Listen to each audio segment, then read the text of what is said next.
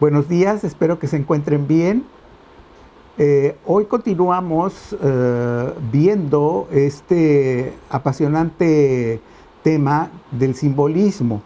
Recuerden que ya habíamos hecho un recuento desde culturas antiguas, griegos, latinos, Edad Media, Renacimiento, Barroco, Neoclásico, romanticismo, naturalismo, realismo, y llegamos ahí a ese periodo entre aproximadamente 1870, 1900, que es un periodo de los ismos, y entre esos ismos está el simbolismo.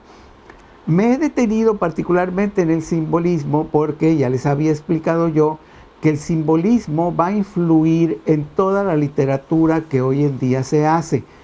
Recibí ya los trabajos de todos ustedes, ya los leí todos, no he calificado, voy a calificar, y quedé gratamente sorprendido porque aunque todos ustedes me dicen que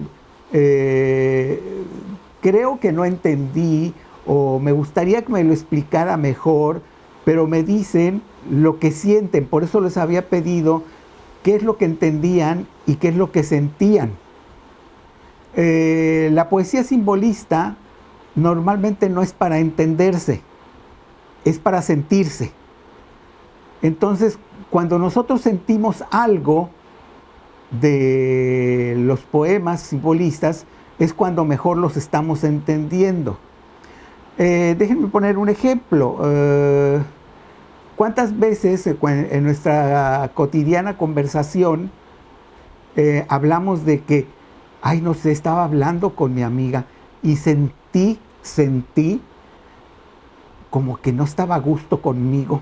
Es decir, no estaba diciendo palabras, no le estaba diciendo, no me siento a gusto contigo, o no la empujó, o no la golpeó. No, ella sintió que su amiga no estaba a gusto con ella. Ese sentir es una de las peculiaridades que tiene la poesía simbolista, que por medio de las palabras, por medio de los colores, por medio de los olores, sonidos, nos lleva a comprender otras ideas.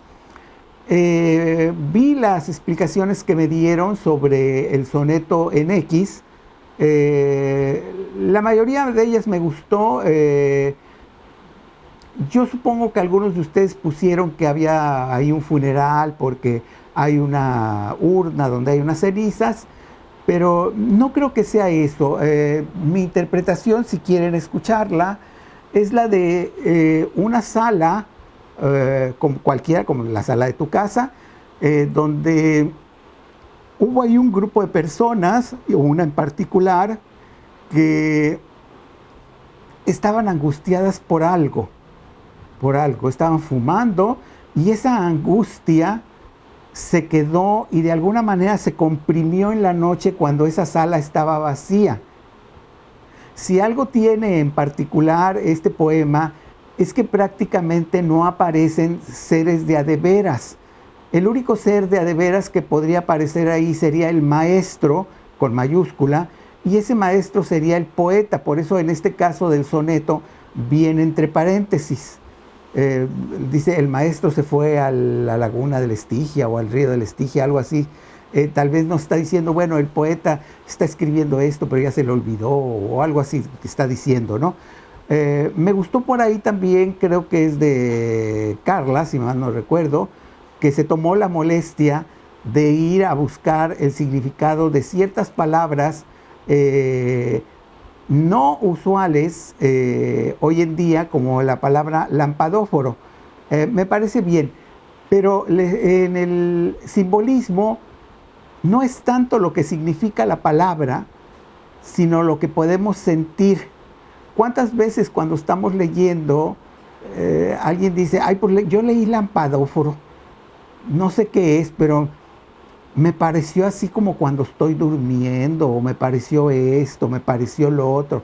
Bueno, ese me pareció, eso es lo que quiere provocar el escritor simbolista. Bueno, hasta ahí vamos bien.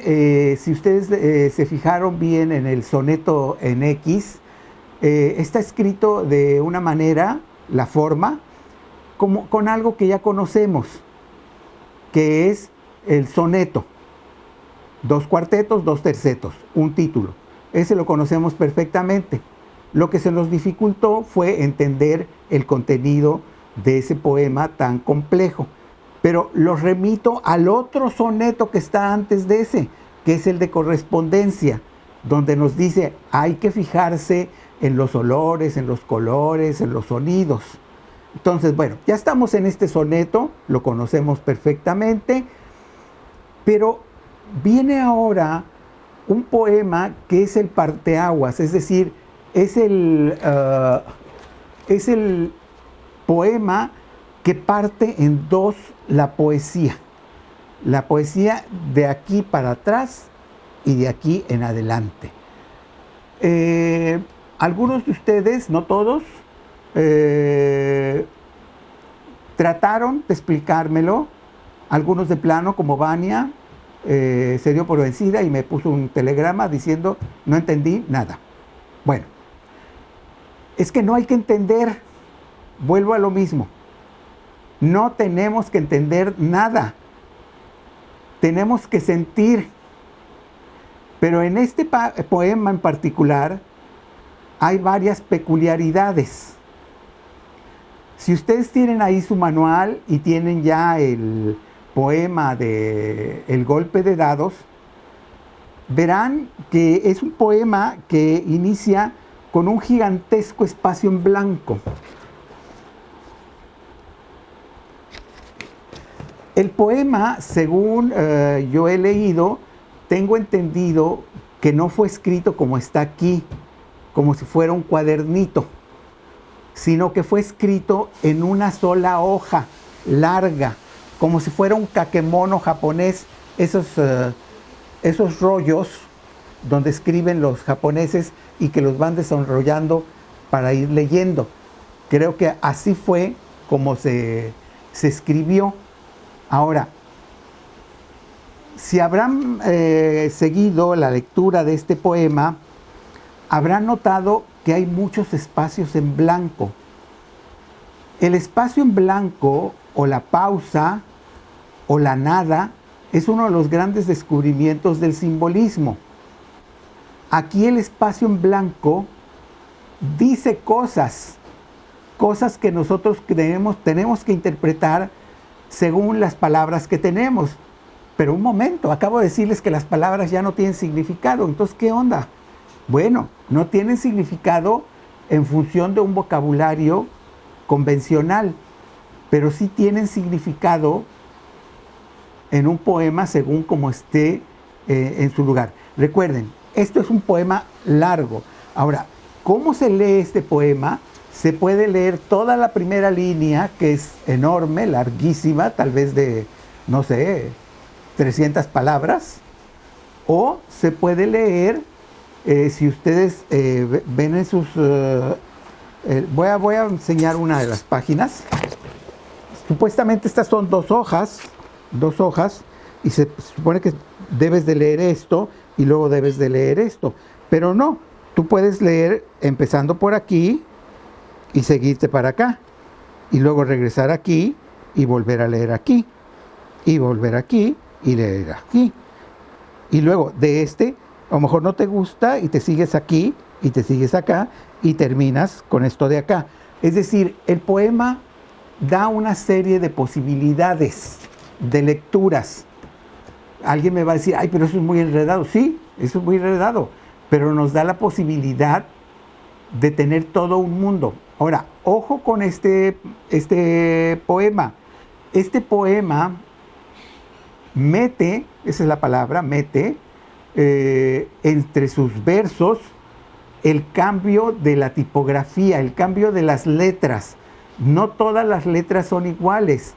En ese sentido, el poeta está haciéndonos llamar la atención sobre ese verso en particular, o inclusive que esa palabra es básicamente todo un poema, ¿sí? Cuando te pone el azar, bueno, tú piensas en todo eso, pero ojo, por ejemplo, en español tenemos una ventaja. El azar tiene varios significados. El azar es esa suerte, que a veces nos dice una cosa o nos dice otra, pero también existe una flor que se llama el azar, y eso podría ser también. Entonces, ojo con los sonidos, recuerden, el simbolismo es sonido, es imagen, es olor, todo eso. Cada vez que vamos a ver en este poema un espacio, eso puede significar varias cosas. Uno, puede ser una pausa, como tal como la conocemos. Y la otra puede ser una división del poema. Ahora, no me gusta usar la palabra ¿qué entendemos con este poema? Porque sí hay cosas que se pueden entender. Aquí nos hablan desde el principio de una tirada de dados, es decir, te pones aquí los dados, los tiras, pero estos dados en particular están siendo tirados, ojo con el tiempo del verbo, están siendo tirados en un instante en que la persona que está tirando los dados está en un barco y este barco está naufragando, es decir, se está hundiendo. Entonces, aquí está la persona tirando los dados. No sabemos qué números va a tener abajo, porque no caen. Los dados nunca han caído ni van a caer. Están cayendo, pero el barco se está yendo a pique. Ahora, los que leen el simbolismo saben que el barco normalmente siempre representa al poeta. En este caso, podríamos interpretar como que el poeta está pasando por un momento de gran inquietud, que su vida está naufragando, que no hay un futuro. Él mismo lo dice, hay un abismo para mí, y el barco todavía no toca abajo, no toca lo que sería el final de ese naufragio. Y también la persona que está allá adentro, o la persona o la mano que tiró esos dados no han tocado la superficie de la mesa, ni sabemos qué es eso, qué es es decir, ¿conocemos el futuro? No lo conocemos. Y esa mano con esos dados puede significar ese futuro que está ahí y que al poeta le aterroriza y siente que su vida está naufragando. Todo lo demás que viene en el poema habla sobre esta situación. Si ustedes ya lo empiezan a leer en los fragmentos que les dije, que no como algo continuado, como si fuera un cuento, el de Caperucita Roja o algo así, no, sino como que cada uno es como un chispazo. Déjenme ver si puedo expresar esto. Yo no sé si han visto, a mí algo que me molesta mucho en la televisión, cuando luego ponen la cortinilla con la que empiezan un programa, y en el programa te ponen como 120 imágenes, ¿no? Así,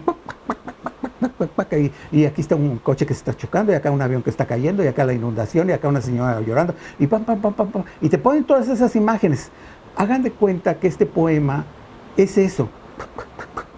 Ahí te va una idea, ahí te va otra idea, ahí te va otra idea, ahí te va esta otra idea, ahí te va este sonido, ahí te va ese olor, ahí te va esto, ahí te va el otro. Y entonces nosotros vamos tomando, pero recuerden que no tenemos nada más esto que nos están aventando con las palabras. Las palabras, es cierto, el simbolista trata de quitarle su significado y darle uno nuevo. Casa ya no es casa, ni zapato es zapato. Puede ser otra cosa. Entonces, esa es la lectura como la que deben hacer de este poema. ¿Y qué creen? Ustedes van a hacer un poema como este. Yo los voy a guiar. Para su próximo trabajo, por favor, no me lo envíen todavía hasta que yo les diga. Van a hacer lo siguiente.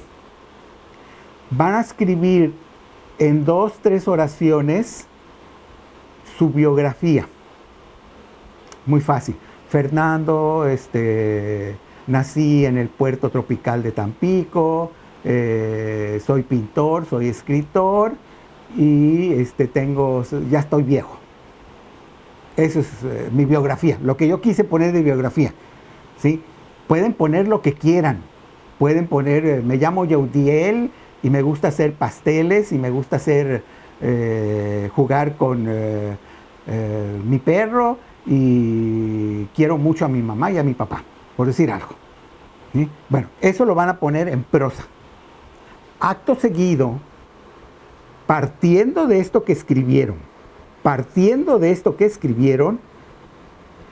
van a escribir esa biografía, la van a hacer en versos. ¿Qué significan versos? Recuerden, la diferencia entre prosa y verso es que el verso sí tiene una métrica. Entonces, bueno, esa es una. Tal vez vamos a contar por ahí las sílabas si queremos, o los acentos, o vamos a poner por ahí una rima. Pero también vamos a usar rimas, vamos a usar metáforas, vamos a utilizar símiles, vamos a utilizar espacios, pausas, y vamos a hacer un pequeño poema de unos 6, 8 versos. No se preocupen, no se trata de, oh, voy a hacer un poema como los que hacía Octavio Paz. No vamos a hacer eso. Vamos a hacer un poemita de lo que ya habíamos partido. Es importante escribir el que tenemos en prosa. ¿Por qué? Porque quiero que vean cómo es que el simbolismo va a tener importancia en la literatura actual. Cuando ustedes van a escribir el verso, escríbanlo con los conocimientos que tienen. No me pongan a escribir poemas simbolistas, todavía no saben. Hagan no sé, amo el árbol que está en las afueras de mi jardín porque me da la sombra y ahí siento que la vida pasa. Es decir, todo eso que tiene un significado y demás, pónganlo en su poema, pónganlo, ¿sí? Y luego vamos a ir a la tercera etapa en la próxima conversación. Antes de irme a esa tercera conversación, les voy a pedir otra tarea. Van a leer otro poema simbolista, pero este poema simbolista es mucho más accesible. Se llama El barco ebrio y es de Arturo Rimbaud. ¿Sí? Lo tienen inmediatamente después de El golpe de dados. Es un poema relativamente corto, son 1, 2, 3, 4 páginas. Lo tienen aquí. Pero tiene una peculiaridad que me preocupé yo en ponerlo, y es que le dejé las notas. Aquí tienen ustedes todas las notas, de verso por verso, por si no lo van entendiendo. Mi consejo es que primero lo lean de un golpe, de un sopetón, a ver qué agarraron. Y la segunda, si no entendieron nada, se van a las notas y empiezan a leer estrofa por estrofa. Recuerden que en el simbolismo, en este caso el barco, muchas veces significa el propio escritor. En este caso es un hecho de que el barco que sale aquí, se llama el barco ebrio, es el propio Arturo Rimbaud, o Arthur Rimbaud, francés él también. Entonces ya tenemos ahí una poca de tarea.